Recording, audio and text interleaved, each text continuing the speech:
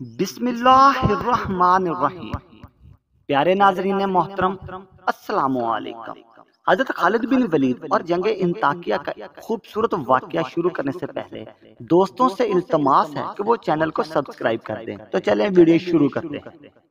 حلب کو فتح کرنے کے بعد لشکر اسلام نے انطاکیہ کا رخ کیا۔ ان دنوں شاہ ہرقل بھی انطاکیہ میں موجود تھا اور مسلمانوں کی فتوحات اور رومن امپائر کا انجام دیکھ رہا تھا۔ رومی ہر میدان میں مسلمانوں سے شکست کھا رہے تھے اور ہرقل کا اقتدار بڑی تیزی سے ختم ہو رہا تھا۔ جب اسے بیت المقدس اور حلب کی فتح کا حال معلوم ہوا تو اس کی پریشانی حد سے بڑھ گئی اور اسے یقین ہو گیا کہ مسلمانوں کے اس بڑھتے ہوئے سیلاب کو روکنا اس کے بس کی بات نہیں۔ اس کے پاس دولت، فوج اور ساز و سامان کی کمی نہ تھی، لیکن مسلمانوں کے سامنے اس کی پیش نہ جاتی۔ نہ دولت کا لالچ مسلمانوں کو ڈگمگا سکا اور نہ اس کی آہن پوش فوجیں مجاہدوں کو مرعوب کر سکیں۔ ایک آندھی تھی کہ پھیلتی جا رہی تھی، ایک طوفان تھا جو ہر رکاوٹ کو بہاتا ہوا بڑھتا آ رہا تھا۔ شاہ ہرقل مسلمانوں کے ہاتھوں کئی چرکے کھا چکا تھا، لیکن بیت المقدس اور حلب کی فتح ایک ایسی چوٹ تھی کہ اس کا یقین ڈاواں ڈول ہو گیا تھا اور اس نے اپنے مشیروں کو بلا کر اپنے آپ کو بہلانے کی آخری کوشش کی۔ اس کے مشیروں میں جبلہ بن غسانی بھی شامل تھا جو جنگ یرموک سے جان بچا کر بھاگ آیا تھا۔ شاہ ہرقل نے اپنے مشیروں سے کہا، مجھے یقین ہے کہ اب مسلمان سارے شام پر قابض ہو جائیں گے۔ انطاکیہ شام کا آخری شہر ہے اور آج کل میں وہ یہاں بھی آنا چاہتے ہیں۔ اگر اس پر بھی ان کا قبضہ ہو گیا تو سمجھ لو شام کی قسمت کا فیصلہ ہو گیا۔ اس کے بعد ارض شام میں ہمارے لیے کوئی جگہ نہ ہوگی۔ مجھے تو عجب ہے کہ اتنی طاقت اور وسائل کے باوجود ہم ایک جگہ بھی انہیں شکست نہیں دے سکے۔ میرے بڑے بڑے سالار ان کے سامنے بے بس ہو گئے اور لاکھوں سپاہی گاجر مولی کی طرح کٹ گئے۔ افسوس ہے کہ ایک ایسی قوم جو ہمیشہ ہمارے تابع فرمان رہی، جس نے ہمیشہ ہم سے خوف کھایا اور ہمارے رحم و کرم اور سخاوت کی بدولت زندہ رہی، وہ ہم پر غالب آ گئی اور ہم ایسے بے بس ہو گئے جیسے کہ کوئی قدرت ہی نہیں رکھتے۔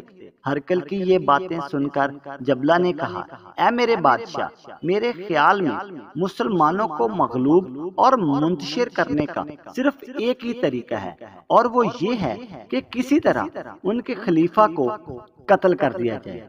ان کا خلیفہ ہی ان کی تمام سرگرمیوں کا مرکز ہے۔ ہرقل نے کہا، لیکن جب تک خلیفہ قتل ہوگا وہ ہمارا اقتدار ختم کر چکے ہوں گے اور پھر ہم میں اتنی طاقت نہ ہوگی کہ ان کی کمزوری سے فائدہ اٹھا سکیں۔ جبلہ نے کہا، اس وقت تک ہم جم کر ان کا مقابلہ نہیں کریں گے بلکہ منتشر ہو کر چھوٹی چھوٹی جنگوں میں انہیں الجھائے رکھیں گے۔ ہرقل کو جبلہ کا یہ مشورہ بہت پسند آیا اور اسی وقت ایک واسق نامی شخص کو مدینہ منورہ روانہ کیا گیا تاکہ حضرت عمر کو قتل کر دے۔ جب واسق مدینہ پہنچا تو اسے معلوم ہوا کہ حضرت عمر رضی اللہ تعالی عنہ دوپہر کو ایک درخت کے نیچے سویا کرتے ہیں۔ چنانچہ دوسرے دن وہ اس درخت پر چڑھ کر چھپ گیا۔ حضرت عمر آئے اور چٹائی بچھا کر سو گئے۔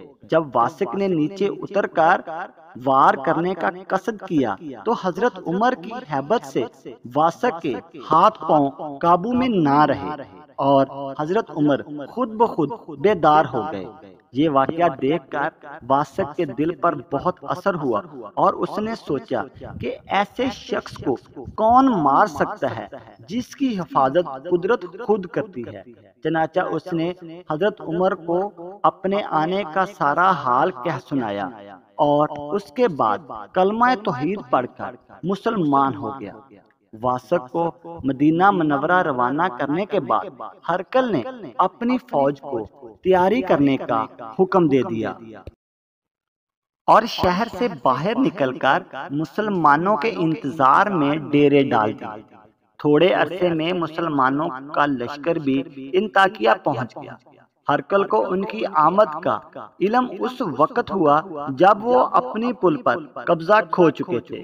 حضرت خالد بن ولید نے حضرت عبیدہ کو مشورہ دیا کہ ہمیں یہیں کیمپ لگا دینا چاہیے اور سامنے جو کھلی جگہ ہے اس سے لڑائی کے لیے چھوڑ دینا چاہیے۔ حضرت عبیدہ کو حضرت خالد بن ولید کا یہ مشورہ پسند آیا اور لشکر اسلام وہیں رک گیا۔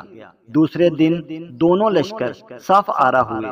رومیوں کا ایک پہلوان بطورس جنگ میدان میں نکلا اور مسلمانوں کی طرف سے وامس ابو الہول میدان میں گئے۔ کچھ دیر جنگ ہوئی لیکن وامس کا گھوڑا ٹھوکر کھا کر کھائی میں گر پڑا۔ رومی پہلوان نے بڑھ کر انہیں گرفتار کیا اور اپنے کیمپ میں چھوڑنے کے بعد پھر سے للکارنے لگا۔ اب مسلمانوں کی طرف سے ضحاک آگے بڑھے۔ ضحاک حضرت خالد بن ولید سے مشابہت رکھتے تھے، اس لیے رومی سپاہی اپنے بہادر کو خوب داد دے رہے تھے۔ اسی ہلچل میں بطورس کے خیمے کی رسی ٹوٹ جانے سے گر پڑا۔ اسی خیمے میں دو سپاہی ابو الہول کے گرد پہرا دے رہے تھے۔ انہوں نے گھبراہٹ میں ابو الہول کو رہا کر دیا۔ ابو الہول نے رہا ہوتے ہی دونوں سپاہیوں کو قتل کر ڈالا۔ اس کے بعد انہوں نے خیمے میں سے بطورس کی وردی پہنی، تلوار نکال کر اور گھوڑے پر سوار ہو کر رومیوں میں چلے گئے، جہاں انہوں نے جبلہ کو دیکھا جو اپنی قوم میں بڑی شان سے مل رہا تھا۔ انہوں نے بڑھ کر جبلہ پر تلوار کا وار کیا اور گھوڑا دوڑاتے اپنے لشکر میں آ گئے۔ ادھر ضحاک اور بطورس تھک کر اپنے اپنے لشکر میں لوٹ آئے۔ حضرت ابو عبیدہ نے اپنے بہادر کے آنے پر بہت خوش ہوئے اور اسے فتح کی علامت سمجھا۔ ادھر رومیوں میں اس واقعے سے بہت بے دلی پھیل گئی۔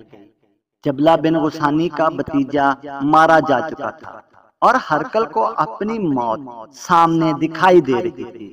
چنانچہ اس نے اپنے ایک غلام باعث کو، جس کی شکل و شباہت اس سے ملتی تھی، اپنا تاج پہنا دیا اور خود چپکے سے قسطنطینیہ روانہ ہو گیا۔ دوسرے دن لشکر اسلام نے صفیں درست کرتے ہی حملہ کر دیا۔ حضرت خالد بن ولید دشمنوں کی صفوں میں گھس گئے۔ وہ جس طرف جاتے دشمنوں کی صفیں صاف کرتے۔ اس دن مسلمانوں نے اس قدر تیغ زنی کی کہ دشمنوں کے 70,000 آدمی قتل ہوئے اور 40,000 گرفتار ہوئے۔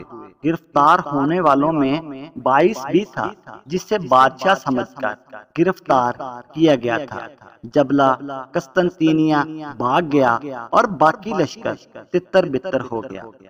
انطاکیہ کی فتح سے کل ملک شام میں مسلمانوں کا قبضہ ہو گیا۔